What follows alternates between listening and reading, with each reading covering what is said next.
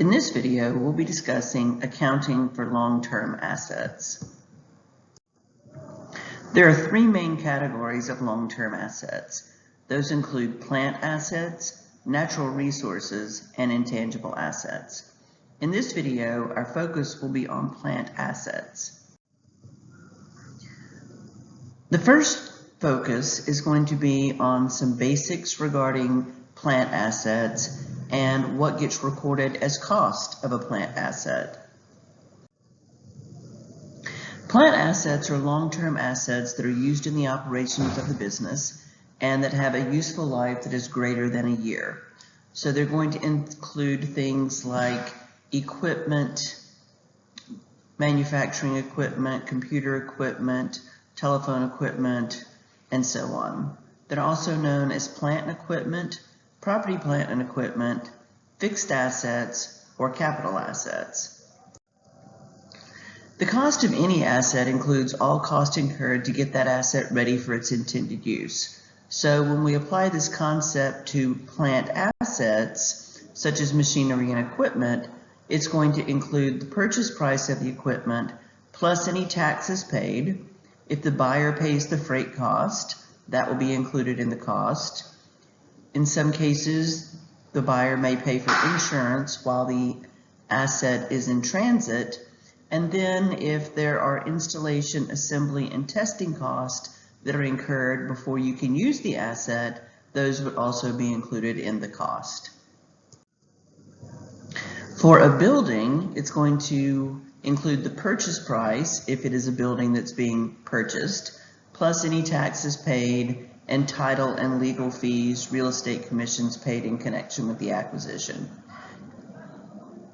On the other hand, if a building is constructed, it's basically going to include all cost from the excavation until the building is complete. That's going to include the construction cost, architect and design fees, building permits, insurance during construction. Plant assets also include land and land improvements.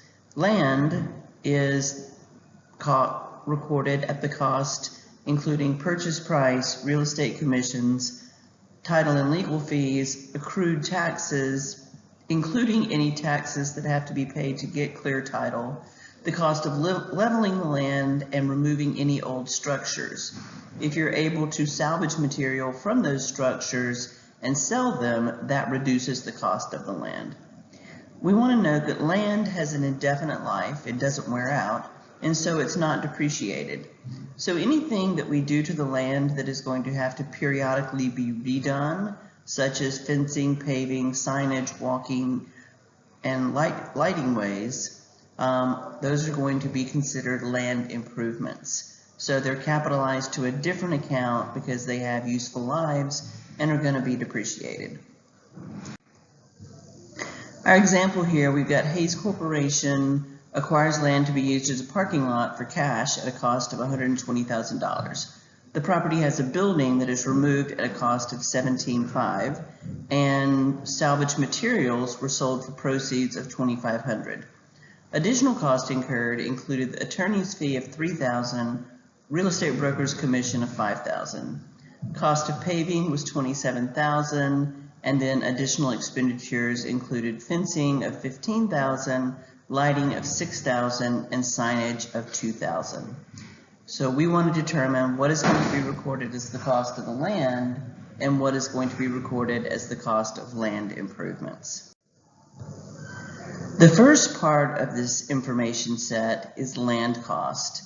There are costs that are only going to have to be paid once. So our purchase price, the cost of removing the building, minus the salvage, plus the attorney's fees and real estate broker's commission.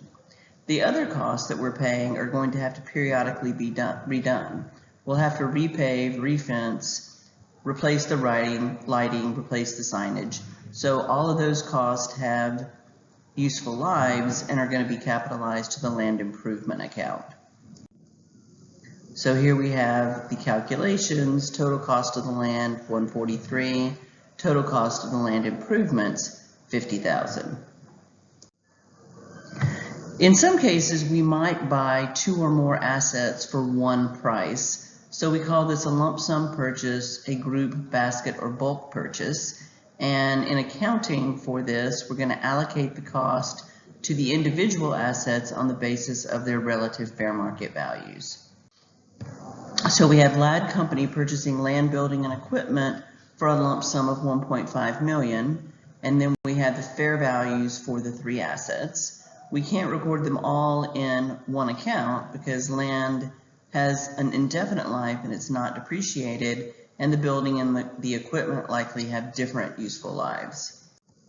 So we take their fair values, the 600,000, 900,000, and 300,000. We add them up, we get 1.8 million. So the total fair value of what we're acquiring is 1.8 million, but we can't record them for a total of 1.8 million because we only paid 1.5 million.